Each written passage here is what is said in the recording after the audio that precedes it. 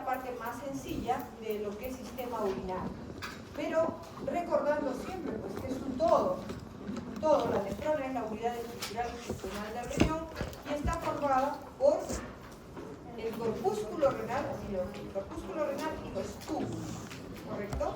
El corpúsculo renal a su vez está constituido por ¿qué? La cápsula de Bowman y el glomérulo. Y cuando ustedes dicen el glomérulo, ya se viene a su mente muchas cosas. ¿Qué es un glomérulo? Un ovillo de capilares. Pero ¿de dónde se origina ese glomérulo? De la arteriola aferente. ¿Y de dónde sale la arteriola aferente? Ajá, desde el ingreso entra una arteria gruesa, que es la arteria renal, que es una rama de la aorta. Ya ustedes seguramente, y eso chicos, si no lo han estudiado bien, revísenlo. Ustedes solitos en las vacaciones, a ver, déjenme conversar por favor. En las vacaciones, los temas que les ha sido un poco complejo, revísenlos nuevamente, sean de anatomía, sean de histología, revísenlos nuevamente, porque los van a volver, esto no entendí bien, a ver, quiero ver cómo la arteria aorta, de dónde sale y cómo forma tantas ramas, porque salen cantidad de ramas que irrigan todo, ¿no? Entonces, una de esas ramas es la arteria renal, y es la que va a ingresar a través de una región invaginada de este órgano que tiene la forma de una habichuela, que se denomina el ilio, ¿no? A través del ilio ingresan y salen los vasos sanguíneos, cumplen todo el proceso de irrigación, tanto para mantener los nutrientes, el oxígeno en todos los grupos celulares, como para realizar una filtración de la sangre. Porque en este órgano recuerden que se realiza la filtración de la sangre. Y para que se dé la filtración de la sangre, díganme con precisión qué estructura interviene. A ver, ¿cómo? ¿Qué estructura interviene? El glomérulo, me van a decir así. Bueno, no es tan mal, pero esa no es una respuesta que debe dar ya un estudiante que ha hecho clase de histología renal. No puede dar esa respuesta. ¿Dónde se da la filtración de la sangre? Ahí está. La membrana de filtración, chicos. ¿Y la membrana de filtración por qué elementos está constituida? Dos membranas basales continuas. Y ya a su mente, se acostúmbrense así. Dos membranas basales. Esas que tienen colágeno, esas. Dos membranas basales continuas. Una correspondiente al podocito y otra correspondiente al endotelio.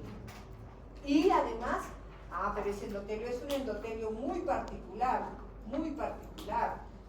que tiene poros. ¿Ya? ¿Por qué? Porque el capilar es un capilar fenestrado.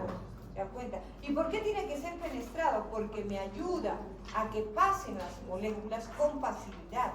Por eso es que cuando se realiza la filtración, y alguno de sus compañeros que viene a varias clases, que no lo veo hoy, me preguntó, doctora, ¿y en todo el riñón hay capilares fenestrados? Muy buena pregunta. Pues no en todo, porque acuérdense que el tejido conectivo que forma el soporte del órgano compacto, que es el riñón, pues ¿qué tipo de capilares tiene? Continuos. Cuando decimos los capilares continuos, ¿dónde se localizan? En todos los tejidos, con excepción del cartílago y del tejido epitelial. ¿Se dan cuenta? Entonces, tenemos que hacer uso de todos nuestros conocimientos con lógica. La pregunta que me hizo fue excelente, y ese rato no puede haber pues en todo. ¿Dónde hay los capilares fenestrados? Acá. Específicamente, porque ahí los necesitamos. O sea, cada estructura que hemos estudiado en los tejidos jovencitos está distribuida para poder cumplir eficientemente la función, el órgano al que nos referimos. O sea, cuando ustedes piensen en el órgano, hagan una recopilación de las características y de todos los tejidos que conocemos para ver qué tejido está involucrado y le permite cumplir esa función. Y cómo es también que se puede alterar. Yo les decía, esta membrana de filtración, chicos, se altera y deja de filtrar, ¿cierto? Deja de filtrar. Pero ustedes ya me pueden decir por qué. Bueno, son muchos los factores, desde factores genéticos, chicos, desde factores de respuesta autoinmune. Acuérdense. O sea, acuérdense que acá tenemos proteínas, ¿cierto? Tenemos proteínas que forman las glucoproteínas de la membrana basal, los que forman el colágeno es una proteína, las fibras de reticulina son proteínas, o sea, son proteínas. ¿Y por qué digo una enfermedad autoinmune? Porque nuestro sistema inmune deja de tener, ¿qué? Tolerancia. Qué gusto me da que ya hablen ustedes con precisión. Qué gusto me da, deja de tener tolerancia. ¿Y qué significa tolerancia? Capacidad de reconocer lo nuestro. La tolerancia es la gran capacidad que tiene nuestro sistema inmune de reconocer lo propio de lo extraño y solo atacar a lo extraño. Pero en este caso puede atacar a lo propio. Y al atacar a lo propio, pues desestabiliza la estructura que pueda tener esta membrana basal, estas membranas basales, y lógicamente ya no se va a producir una filtración normal. Entonces vemos niños que se escuchan, ¿no?, en lista de espera, personas adultas que, bueno, por diversos factores se ha afectado y han hecho un fallo renal. Pero niños que también ya su riñón no funciona y tienen que hacerle un trasplante renal. Entonces ahí hay que pensar ya en factores genéticos, en factores autoinmunes, otro tipo de factores que pudieran estar alterando esta maravillosa membrana basal que nos permite eliminar todas las sustancias de desecho. Cuando estamos con una infección urinaria, solo con infección urinaria, chicos, y ya no la controlamos, empezamos a sentir una sintomatología muy, muy terrible. O sea, tenemos sueño, cansancio, ya empezamos a hacer fiebre. Entonces tenemos que ser observadores de nuestro organismo para que no se afecten otros órganos. Igual cuando empezamos a sentir de repente que empezamos a comer alimentos y nos cae mal todo, ya me cae mal todo. O sea, es que algo está fallando. Que puede ser una indigestión, que puede ser lo más frecuente en un joven, pero que puede ser otra cosa más grave, como una falla a nivel hepático, por ejemplo. ¿Se dan cuenta? Entonces, el médico siempre tiene que ir preparado. No tiene que ir, no, eso es una indigestión, tómate esto. No, porque puede complicar el cuadro. Entonces, tiene que ser responsable. Bueno, ya habíamos hablado de todo esto y ya no pueden olvidarse. Igual yo digo acá, esto es el mesangio. ¿Por qué está formado el mesangio, chicos? ¿Y qué función cumple el mesangio? ¿Y cuántos tipos de mesangio hay? Extra, intra. Muy bien, extraglomerular e intraglomerular. Claro, porque el mesangio se localiza para que los vasos no se peguen. ¿Y dónde tengo vasos cerquitas? Donde el polo vascular, donde ingresa la arteria aferente, arteriola aferente, y sale la eferente. Entonces acá, en el centro tengo mesangio extraglomerular. ¿Y dónde tengo intraglomerular? Donde los capilares están enrollados y no pueden, pues, no podrían trabajar, los capilares pegados ahí, o sea, no se podría realizar bien el proceso de circulación, si quieren. Entonces, acuérdense que nuestros propios vasos sanguíneos, ¿qué tienen? Todos, íntima, media y adventicia. ¿Y qué es la adventicia? Un tejido conectivo. Pues ese tejido conectivo acá se diferencia y forma un tejido mesangial. Porque es un tejido. El mesangio, si vamos así, es un tejido. Porque tiene ¿qué? Sustancia amorfa y células. ¿Y cuáles son las células? Mesangiales. Muy especializadas, pero mesangiales. Igual que los podocitos son células epiteliales, sí. Pero son células epiteliales modificadas, que no las podemos ubicar dentro de ninguno de los tipos que hemos estudiado antes. También habíamos visto esta evidencia tan bonita que muchos de ustedes seguramente que se van a ir a trabajar fuera del país. Ahora nosotros tenemos nuestros alumnos trabajando por todo el mundo, excelentes profesionales. Es cierto, o sea, nosotros ya no formamos profesionales para acá. No quiero decir que acá no, acá también tenemos excelentes profesionales, excelentes, pero hay otros que han preferido irse afuera, pues sí, y ahí van a tener que profundizar de repente en algunos aspectos y también nos ayudan mucho porque hacen interconsulta con nuestros propios médicos acá, ¿no? Entonces, los túbulos, ya, la otra función que tenemos nosotros, ¿cuál es? La reabsorción. ¿Cuántos tipos de reabsorción tenemos, chicos? 2. Obligatoria. Muy bien. ¿Dónde se realiza la obligatoria? Y obligadamente se recupera 85% de agua, proteínas, aminoácidos, o sea, miren, todo lo que no debo encontrar en la orina. Lo que no debo encontrar en la orina. Yo no debo encontrar nitritos. Si yo veo nitritos en una orina, por más poquito que sea, ya algo está fallando. Porque tiene que ver con las proteínas, o sea, no puede haber. Es un indicador eso, ¿no? Entonces inmediatamente ya se preocupa el nefrólogo y dice, no, a ver, vamos a hacer un control más minucioso para ver, detectar a tiempo alguna falla a nivel renal y no dejar que pase hasta la última etapa. Entonces el túbulo contorneado proximal, las porciones de la AEGM, pues pero mejor lo vemos en la figurita, acá tenemos. Ya miran esto y ya se acuerdan, ay, por acá tengo el complejo yuxtaglomerular, por acá tengo el mesangio extraglomerular, por acá tengo el mesangio intraglomerular, el espacio capsular, acá tengo la membrana de filtración. No la estoy viendo, pero acá en mi mente ya está. Ya está. O sea, eso es lo que tienen que ver. Cuando ustedes vean el organismo, cuando ustedes vean una radiografía, o sea, a su mente viene toda la parte estructural, ultraestructural, para poder explicar la falla. Que ese es el buen médico. Les dije que no consideremos estos porque están mal. Este no es un túbulo contorneado proximal jamás. ¿Por qué, chicos? Porque el túbulo contorneado proximal tiene una luz estrecha. ¿Y por qué es estrecha? Porque sus células de la pared son altas. Y alguno me preguntaba hace un momento. Todo eso se llama el ribete en cepillo.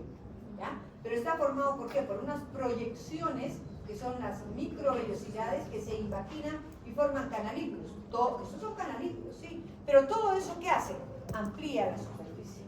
Amplía la superficie. ¿Para qué? Para recuperar, pues, obligadamente todo lo que no se debe eliminar por la orina. O sea, lo recupera ahí. Entonces, por eso es que el tubo, inclusive acá, chicos, yo diría, ¿y por qué no es simplemente un túbulo contorneado recto? Porque ya amplía, así como se acuerdan en el intestino los pliegues de Kelvin, las vellosidades, miren cuántas modificaciones. Pues acá ya vemos una primera modificación, este laberinto de porción tortuosa, que amplía un poco este túbulo para que se produzca adecuadamente la reabsorción obligatoria. ¿Ya? Una vez que se recupera obligadamente todo esto, recuerden, esto es una continuidad. Entonces, por didáctica uno dice, ¿no? El túbulo contorneado proximal pues tiene pocas células, sus células tienen microvellosidades, pero no luego cambia bruscamente, no. O sea, hay una zona transicional acá, donde nosotros podemos ver pues ligeros cambios, ¿no? Entonces siempre en todos los órganos hay eso. Entonces acá se produce la reabsorción obligatoria y luego circula. Yo podría decir acá ya circula orina, no, porque tiene que haber una reabsorción facultativa. Y la reabsorción facultativa se da a nivel del túbulo contorneado distal.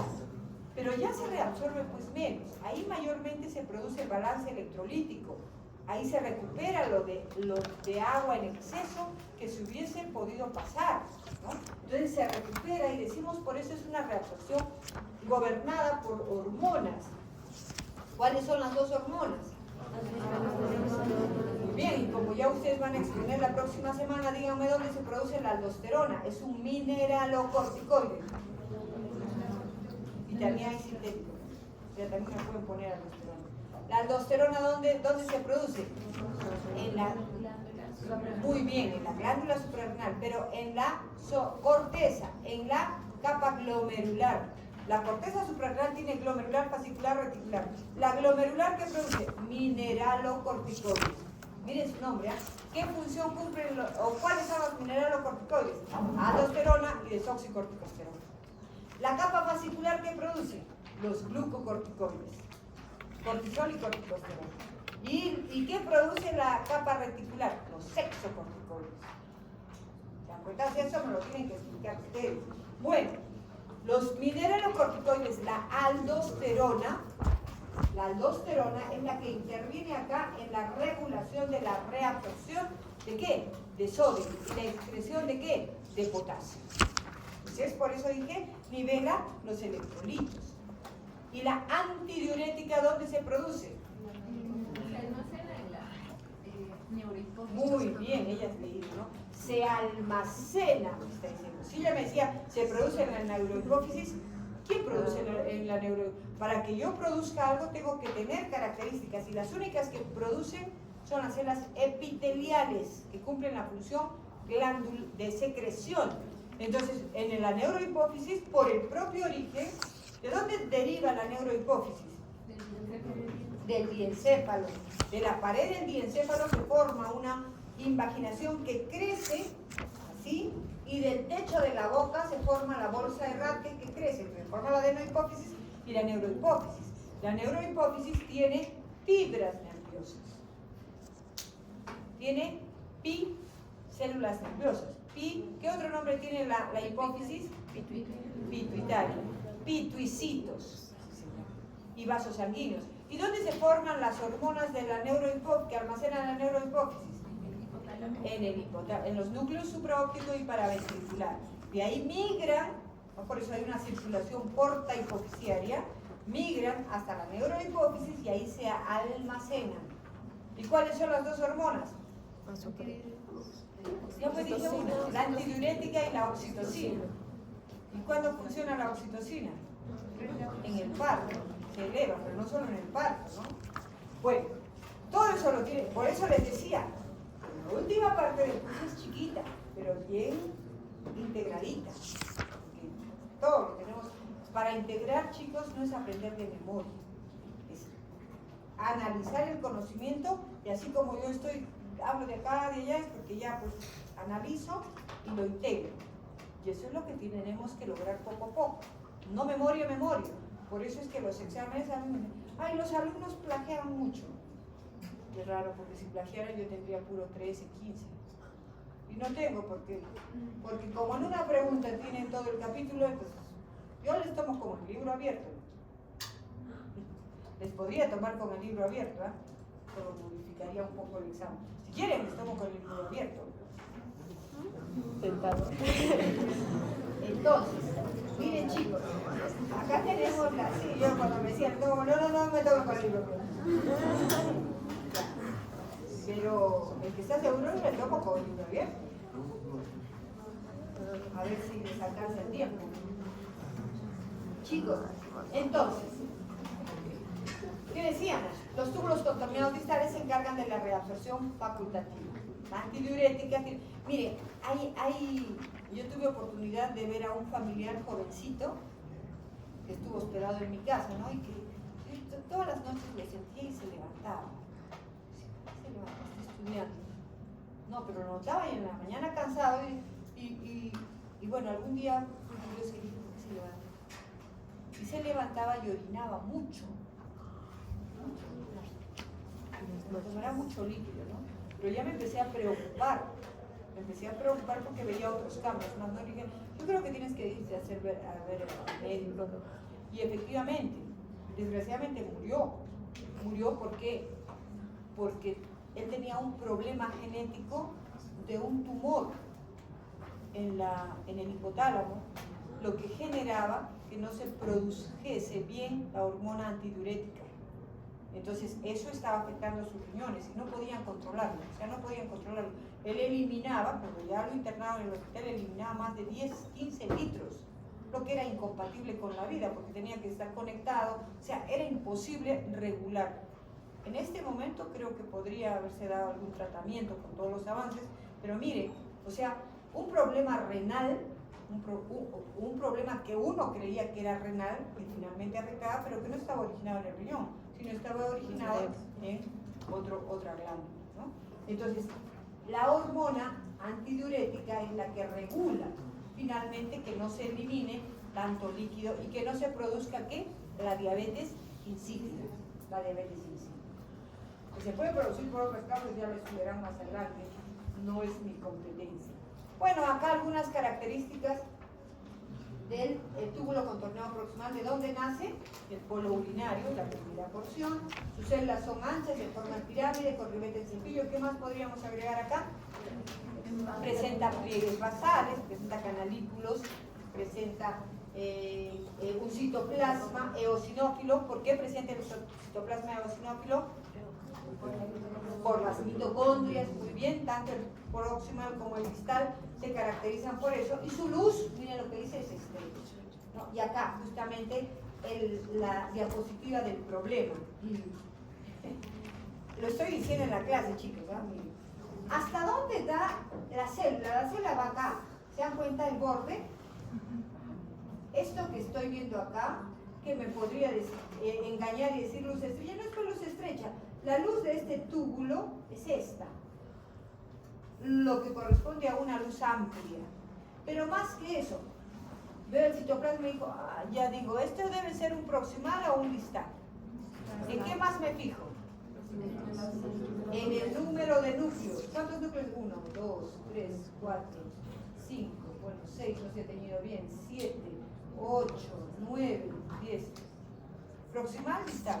Está mal acá, ¿no? Para los que no vienen a clase y se aprenden de memoria, no. Entonces, chicos, ya en la práctica aprendan ustedes. El proximal, túbulo con luz estrecha y pocos núcleos en la pared. El distal, una luz más amplia, que no se ve muchas veces amplia. Acuérdense que las muestras se deshidratan. Y este, miren el citoplasma. Solo veo el citoplasma y digo, este no puede ser ni proximal ni distal. Este debe ser una porción inicial del asa de Henle en la porción gruesa, ¿no? Perdón, no inicial. La porción gruesa es acá. ¿Cierto? Y acá, ¿qué se continúa? Entonces, ya más o menos nos ubicamos. Bueno, esto ya lo habíamos explicado, ya sabemos que es el mesanquio, solo para que ustedes lo tengan en cuenta, ¿no? El mesanquio intraglomerular, y solo reforzando las funciones que ya las dije al inicio. Y para terminar ya vamos a hacer la parte más sencilla. Las vías urinarias se inician dentro del propio riñón. Acuérdense de los abundantes nefronas que tenemos en los dos riñoncitos, ya llega la orina a los túbulos colectores y de ahí gotea.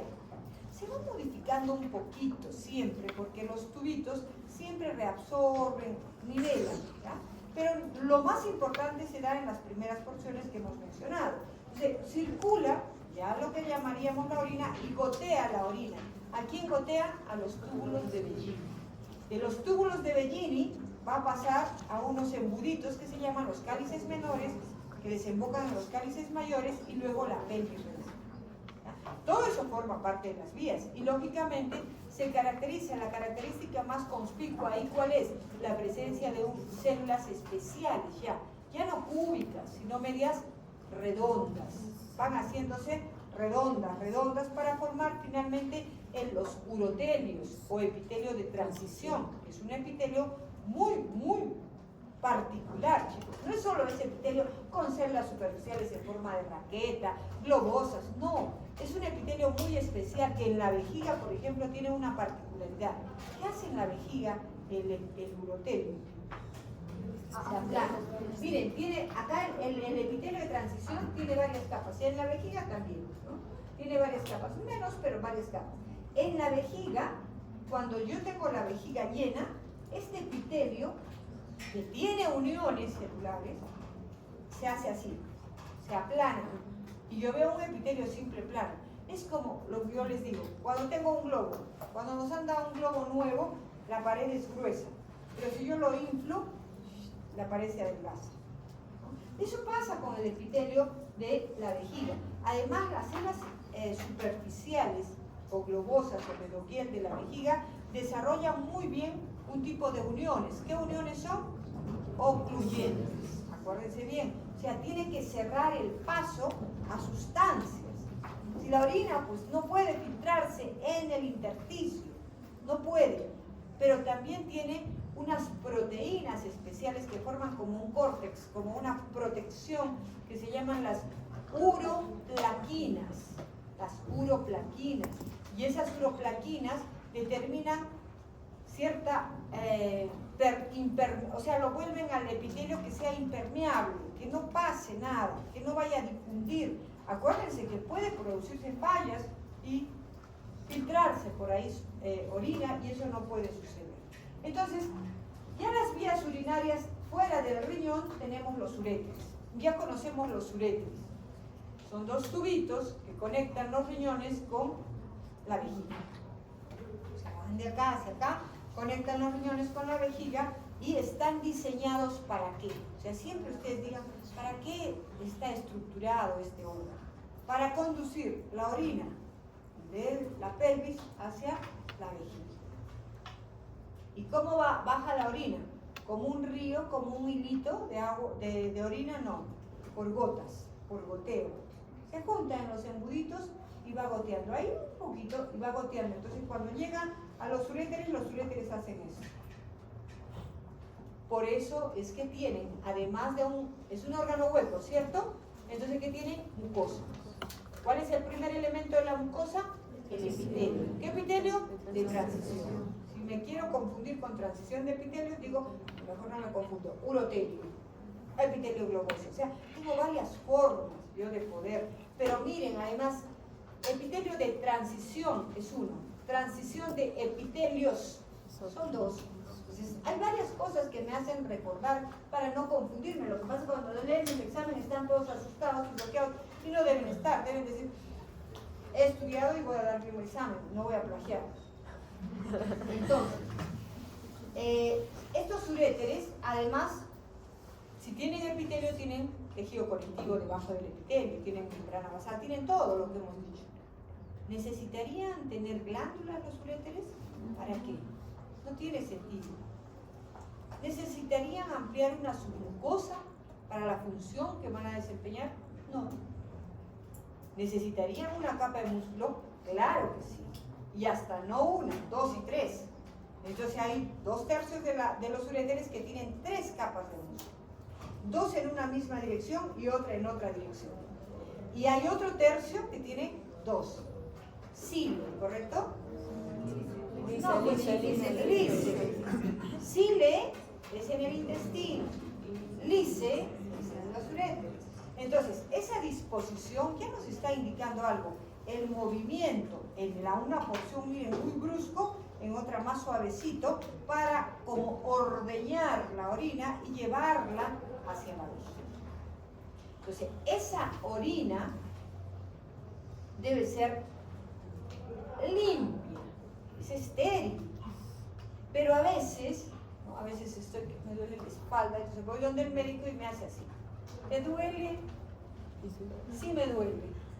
Entonces te voy a hacer una ecografía. Me hace la ecografía y me dice, tienes arenillas en los riñones. Arenillas. Y no estás tomando mucha agua. O simplemente puedo tomar mucha agua, pero genéticamente tengo la tendencia a hacer esas piedritas pequeñitas que dicen arenilla primero. Bueno, pero ya un día me quedé a escuchar y a todos les decía que tenía arenilla. Yo decía, todos tienen arenilla. ¿Por qué le dicen que todos tienen arenilla? No creo que todos tengan arenilla, ¿no? Bueno, habría que verificar eso, ¿no? Pero a veces los ecografistas y ¿no? Como no hay equipos muy buenos y hay equipos no tan buenos. Hay equipos que te muestran todo con detalle y hay equipos que no. Y también hay ecografistas muy buenos que interpretan muy bien y otros que por ahí te preguntan, ¿y qué más? ¿Cuál es el diagnóstico? No, usted haga el diagnóstico. Yo no le voy a decir para que... Él tiene que saber, el ecografista tiene que ser un buen ecografista y manejar bien el equipo, ¿no?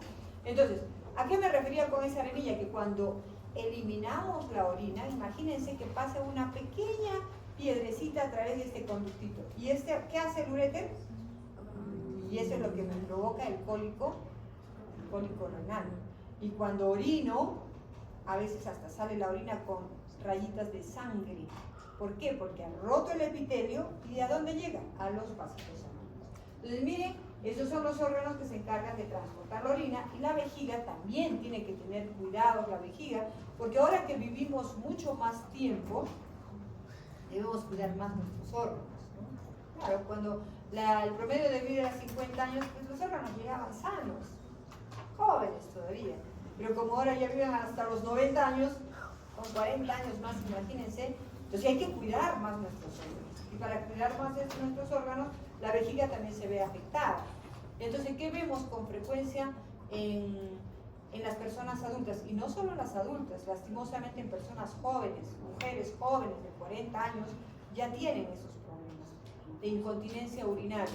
Dice, no me río, botoso y estoy eliminando la orina. O sea, eso no puede suceder. No puede suceder porque la vejiga tiene 3 capas de músculo. 3 capas de músculo. O sea, estamos siendo flojos. Hay ejercicios para fortalecer el suelo pélvico. Entonces, no debemos retener la orina para que se vuelva como un globo, pues que lo infló 1000 veces. Vean pues cómo es un globo cuando lo inflo y lo inflo mucho, lógicamente va a perder esa capacidad. Entonces, hay mucha manera de prevenir. La vejiga, órgano hueco, con su mucosa, con su epitelio característico, su lámina propia con tejido conectivo, 3 capas de músculo más definido y la cara que da hacia los órganos contiguos, adventicia. La cara que queda libre, serosa, ¿no? Es el órgano encargado de almacenar. De ahí, de la vejiga, o sea, cuando la vejiga pierde la capacidad de almacenar la orina, una cosa es que yo pierda orina porque hago demasiado esfuerzo y bueno, todo ya, excepcionalmente hay una pérdida de unas gotitas de orina. Pero es muy diferente la incontinencia urinaria. ¿Qué sucede? La orina gotea de acá y en lugar de almacenarse, cada vez que gotea se sale por acá. Pues esas personas, por eso en la farmacia, ¿qué vemos? Van a comprar los pañales para los bebés y los pañales para los adultos. O sea, ya es algo natural, ¿no? Porque no puede tener una vida normal una persona que esté saliendo y que esté perdiendo orina. No puede hacer una vida normal. Entonces, eso también hay que prevenir. Y luego se continúa con la uretra. La última porción de la uretra, y la uretra, les he puesto ahí el esquema de la uretra masculina porque es la más compleja. La uretra femenina es muy simple porque además su función solamente es la de sacar la orina. Es una vía solo exclusiva de salida de la orina. En cambio, la uretra masculina la vamos a estudiar también cuando hagamos reproductor masculino, y es una vía común de salida ¿de qué? De líquido seminal y de la orina. Entonces, miren acá, tiene varias porciones. Es más larga, la otra es más pequeñita, de unos 3 a 5 o 4 centímetros. En cambio, esta varía y es bastante larga y tiene varias porciones. La primera porción cercana a la vejiga es la uretra prostática, ¿verdad? La segunda porción que se continúa es la uretra membranosa y la última es la uretra peniana. El corte que ustedes han visto me da pena porque no están seleccionando las láminas. Es función de los profesores que hacen prácticas. Como yo ya no voy al laboratorio en este semestre, entonces no selecciono, porque yo hablando, esta lámina no sirve para los alumnos. Entonces les están dando una lámina, pero escuchen, para eso, así, el corte así. ¿Ya? Bueno, la disculpa es, porque yo les digo, ¿por qué? La disculpa es que están viendo días, no están viendo todavía reproductor más. Ah, ya, está bien. Porque ¿qué están viendo ahí, chicos? Este es el pene, el corte es tangencial, entonces debieran ver un epitelio externo, el tejido eréctil formado por 2 pelotitas que son los cuerpos cavernosos, y aquí abajo otra pelotita, y en el centro de ese cuerpo esponjoso está la uretra. Es esta uretra con un epitelio estratificado cilíndrico. Pero no están viendo ni cuerpos cavernosos ni nada, y más bien están viendo un doble epitelio. ¿Qué es este, pues? Acá tenemos un epitelio y acá tenemos otro epitelio a nivel del prepucio, en esta zona que forma la fosa navicular, donde ya encontramos un epitelio estratificado claro, ¿no? Entonces, siempre hay que tener cuidado. Ahora, lo más importante acá es el epitelio, pero lógicamente nosotros sabemos que junto con el epitelio que hay tejido conectivo, ¿ya? O, dependiendo de la región, nosotros tenemos acá tejido prostático, que lo vamos a estudiar más adelante. Tenemos la desembocadura, dependiendo de la región, la desembocadura de los conductos que traen las secreciones que vienen de las vesículas seminales, acuérdense, que vienen desde bueno, ya eso lo vamos a ver en el reproductor. Y luego tenemos la uretra membranosa con el epitelio estratificado cilíndrico y la peniana también con el epitelio estratificado cilíndrico, y termina a este nivel. Bueno, chicos, ya no hay más tiempo, ahí terminamos.